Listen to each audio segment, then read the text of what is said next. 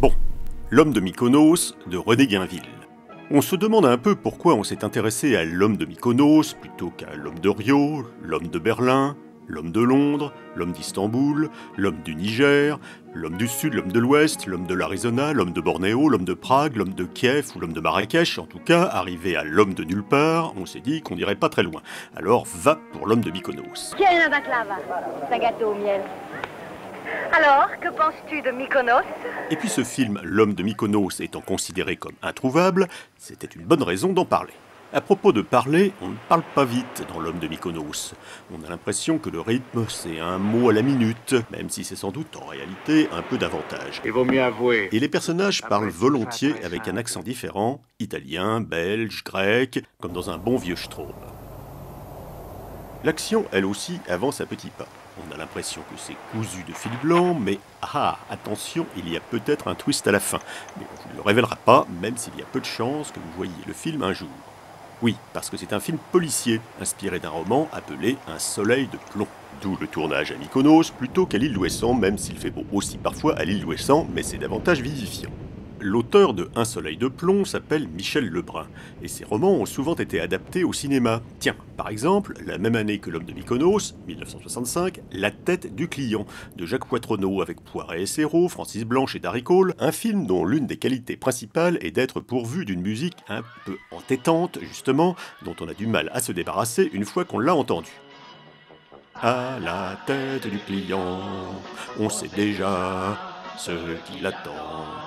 La tête du client, on l'avait vu au cinéma Caméo, à Oltenival, sur la côte Picarde, il y a longtemps. À Oltenival, il y avait des falaises, et pour s'occuper, il y avait un golf miniature et le cinéma Caméo. Il a été détruit depuis, mais les falaises sont toujours là. Enfin, aux dernières nouvelles, parce que c'est fragile, les falaises. Et on n'y danse pas le sirtaki à Oltenival. Oui, parce qu'on était en pleine période sirtaki à l'époque de l'homme de Mykonos. Zorba le grec était sorti un peu avant, et on n'arrivait pas à s'en dépêtrer du sirtaki. Et Dalida en rajoutait une couche, et encore on s'en tire bien, ça aurait pu être le Kazatchok. Mais ça, c'est quelques années après, et on vous l'épargne, d'ailleurs, ce n'est pas Dalida. Donc, l'homme de Mykonos. On y trouve dans le rôle principal Gabriele Tinti, dont la carrière finalement sera surtout marquée par les quelques 25 films qu'il a tournés avec son épouse Laura Gemser. Black Emmanuel en Afrique, Black Emmanuel autour du monde, Emmanuel et les derniers cannibales, Emmanuel en Amérique, Emmanuel et les collégiennes. Mais attention, Emmanuel écrit avec un seul M pour éviter les procès. Un peu comme si nous avions un faux président de la République qui s'appellerait Emmanuel avec un seul M lui aussi. Mais ce n'est qu'une idée en l'air et rien à voir avec Black Emmanuel ni Gabriele Tinti. Gabriele Tinti, qui donc, dans L'homme de Mykonos, joue un jeune peintre qui a épousé une riche héritière belge, mais on n'est pas de bois, il en a un peu assez, et pas de chance, à Mykonos, où il n'y a pourtant pas grand monde, il tombe sur une ancienne copine, interprétée par Véronique Wendel. Tu n'as pas changé. Que fais-tu ici?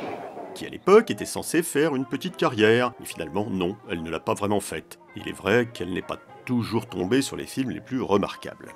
Et puis, quand elle a débuté, elle a été surnommée Bardot 2, ou la nouvelle Brigitte Bardot, et finalement c'est plutôt un handicap, c'est comme le nouveau Gérard Philippe, la nouvelle Édith Piaf ou le nouveau Jean Lefebvre, on les attend toujours.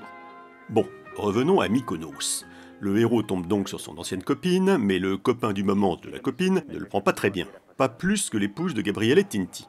L'épouse, c'est Anne Vernon, toujours très chic. Elle a toujours fait la dame chic, Anne Vernon, depuis son premier grand film en vedette avec Jacques Becker, Édouard et Caroline. Mais Anne Vernon présente la particularité de porter dans L'homme de Mykonos une très jolie coiffure comme on n'en voit plus, et c'est dommage, et on s'est toujours demandé comment on faisait pour obtenir une coiffure comme ça. Et ça tombe bien, on a une partie de la réponse dans un des plans du film, puisqu'on la voit s'endormir avec des bigoudis, pendant que son mari coquin part discrètement retrouver Bardot 2. Sois gentil, mon parasol.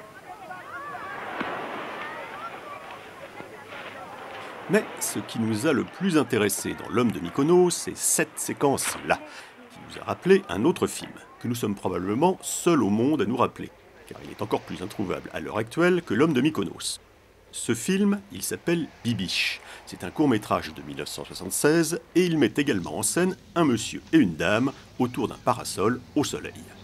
Toutefois, l'action se déroule non pas sur la plage de Mykonos, mais sur la plage de Cannes-la-Boca. Et la comédienne principale, Marie-Jeanne Gardien, s'y exprime de façon moins feutrée que Anne Vernon. Tu vas cesser de me faire chier, oui, espèce de pédale, tu vas cesser de m'emmerder. Oui, Bibiche, oui, ma Bibiche.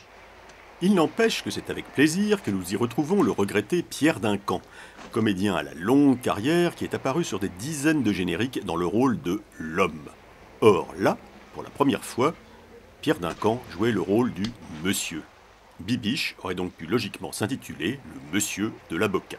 Et inversement, l'homme de Mykonos aurait pu s'intituler Bigoudi, par exemple. Mais nous nous égarons, c'est peut-être le soleil qui tape trop fort. Toujours est-il que l'homme de Mykonos est un peu une illustration du principe taoïste, selon lequel une parcelle de l'univers contient tout l'univers. Parce que tout de même, nous avons casé Jean-Marie Straub, Dalida, Mykonos, Soltonival, Poirat et Serrault, Jacques Becker, Black Emmanuel et Pierre Duncan dans le même espace-temps, et ce n'est pas demain la veille qu'on y parviendra de nouveau. Personne ne nous le demande d'ailleurs. À la tête du client, on sait déjà ce qui attend. C'est le bambou ou bien le 10%, tout dépend de la tête du client.